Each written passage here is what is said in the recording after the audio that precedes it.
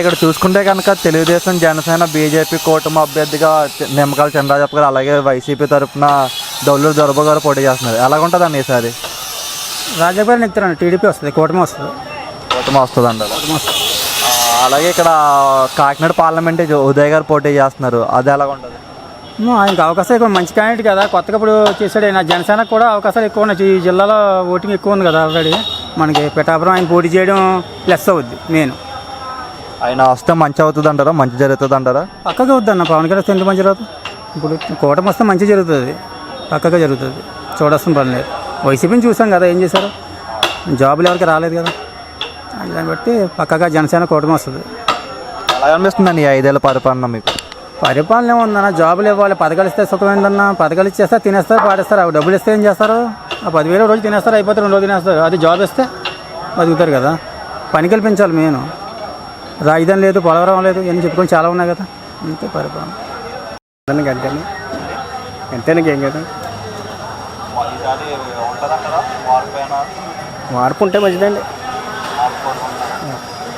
అండి ఇక్కడ మనం చూసుకుంటే కనుక టీడీపీ నుంచి చినరాజప్ప గారు, అలాగే వైసీపీ నుంచి దొల్లూరు దొరబాబు గారు పోటీ చేస్తున్నారు. ఎలాగుంటుందండి ఈసారి?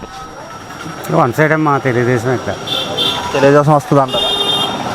అలాగే మనకి కాకినాడ పార్లమెంట్ నుంచి జనసేన పోటీ చేస్తుంది, అటువైపు ఏమో వైసీపీ తలమచెట్టి సునీల్ గారు పోటీ చేస్తున్నారు. అది ఎలా ఉంటుంది? అది పోటీగా ఉంటుంది, రెండేపులకి పోటీ ఉంటుంది. ఉంటుంది అంటారా? అంటే ఇక్కడ తెలుగుదేశం నెగ్గుతుంది కదా, అక్కడ కూడా మరి కూటమి అభ్యర్థి నెగ్గలేము. అక్కడ ఆ రాజకీయం మనకు తెలియదు కానీ పోటీగానే ఉంటుంది అక్కడ. ఇక్కడైతే 1 సైడ్ అంటారా చినరాజప్ప గారికి? ఇక్కడ వన్ సైడ్ అండి ఇక్కడ మనం చూసుకున్నట్టయితే టీడీపీ నుంచి నిమ్మకాయల చినరాజప్ప గారు, అలాగే వైసీపీ నుంచి దొల్లూరు దొరబాబు గారు పోటీ చేస్తున్నారు. ఎలా ఉంటుంది అంటారు ఈసారి పెద్దపురం? పెద్దపురం పర్లేదు, బాగుంటుందండి. టీడీపీ అయితే టీడీపీకి అయితే అది లాస్ట్ టైం 2 సార్లు నెగ్గారు, ఇప్పుడు 3ోసారి కూడా కొట్టి హ్యాట్రిక్ అవుతుంది అంటారా? నెగ్గుదండి, పర్లేదు. మాది పర్లేదు, బాగుంటుంది. వేరే బాగుంటుంది. ఎలా అనిపిస్తుంది 5 ఏళ్ళ పరిపాలన వైసీపీది? వైసీపీ ఏం బాగాలేదండి పరిపాలన. ఉన్నవాళ్ళకి ఇల్లు ఇచ్చారు, లేనివాళ్ళకి ఏమో ఇల్లు ఇచ్చారు. ఉన్నవాళ్ళకి లేనివాళ్ళకి ఇల్లు లేవు. లేని తిన్నాను కూలేండి, కూపని చేసి ఉంటున్నాము. మాకు ఏ దారి లేవు. రైతులు బాగా పెడుతున్నాడు, వ్యాపారులు పెడుతున్నాడు, ఉద్యోగస్తులు పెడుతున్నాడు. కూలి పని చేసి అడుక్కుందండి, అక్కడ ఎడుకుంది ఏమన్నా. అలా ఉందండి పరిపాలన అంతా కూడా. ప్రభుత్వం మారాలంటారా? మారాలండి. రేట్లు పెరిగిపోయి కూలి పని చేస్తే 600-700 ఇస్తున్నారు. తిన్నాక కూలి ఉండలేదు. తల్లిదండ్రులు బతకాల, ఒకటి తేవాలా. అన్ని పరిపాలన కూడా అసలు చాలా దారుణంగా ఉందండి. ఉన్నవాడికే 3 ఇల్లు వచ్చాయి, లేనివాడికి ఇల్లు లేదండి. ఆయన కులం చూడడం మొత్తం చూడండి, నేరుగా అకౌంట్లో డబ్బులు వేస్తున్నారండి. మాకు ఏమి దారి లేదు.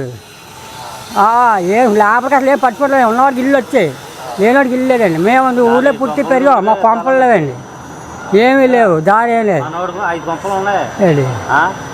తర్వాత మారాలండి, మళ్ళీ పరిపాలన మారాలండి. మారుతూనే కొద్దిగా బాగుంటుందండి. సరే ఇక్కడ మనం చూసుకున్నట్టయితే ఇక్కడ టీడీపీ నుంచి చినరాజప్ప గారు, అలాగే వైసీపీ నుంచి దొల్లూరు దొరబాబు గారు పోటీ చేస్తున్నారు. ఎలాగుంటుంది అంటే? టీడీపీ వస్తుంది ఇక్కడ. టీడీపీ వస్తుందా? అలాగే ఇక్కడ మనకి 5 ఏళ్ళ పరిపాలన, జగన్ గారు 5 ఏళ్ళ పరిపాలన మీకు ఎలాగ అనిపించింది? ఒక విధంగా పర్లేదు, బాగానే చేశారు. కానీ కొద్దిగా రేట్లు తగ్గితే బాగానే ఉంటుంది, పర్లేదు. ఇక్కడైతే టీడీపీ వస్తుంది అంటారు. అలాగే ఇక్కడ కాకినాడ పార్లమెంట్ నుంచి జనసేన తరఫున ఉదయ్ గారు, అలాగే వైసీపీ నుంచి సునీల్ గారు పోటీ చేస్తున్నారు. అది ఎలాగ ఉంటుంది? అది మాకు తెలియదు మరి. ఈసారి కన్ఫర్మ్గా అయితే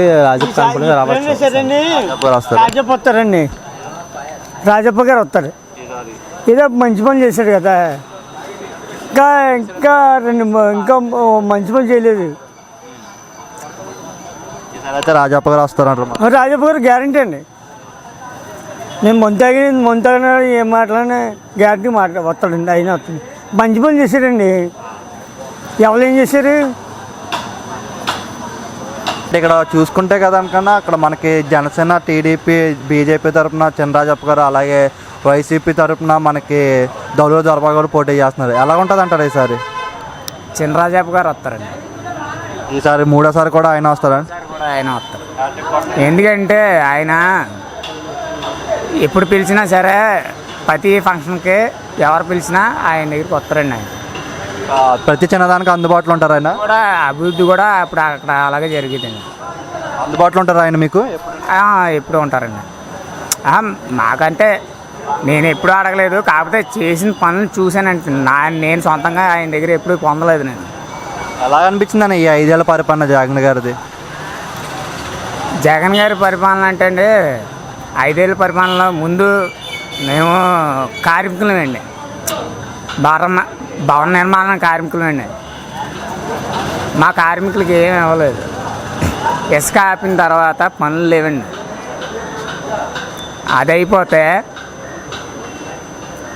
ఆయన ఇసుక ఆపి అప్పుడు కూడా మాకు పెట్టబో ట్యాక్సీ డ్రైవర్లకి వాళ్ళకి అని ఫంక్షన్ పెట్టుకున్నారు. పోనీ ఇచ్చిన తర్వాత వేరే క్యాష్ రూపంలో కొంత క్యాష్ ఇచ్చారు, అది వాడుకున్నారు. ఆయన దేనికి ఖర్చు పెడుతున్నారు, ఎందుకు ఖర్చు పెడుతున్నారు అన్నది అది ఎవరికి తెలియదండి. ఇప్పుడు అమ్మఒడి అని చెప్పేసి పింఛన్ అని చెప్పేసి ఇస్తున్నారండి, అమ్మఒడి ఇస్తున్నారు, సంవత్సరానికి ఒకసారి ఇస్తున్నారండి.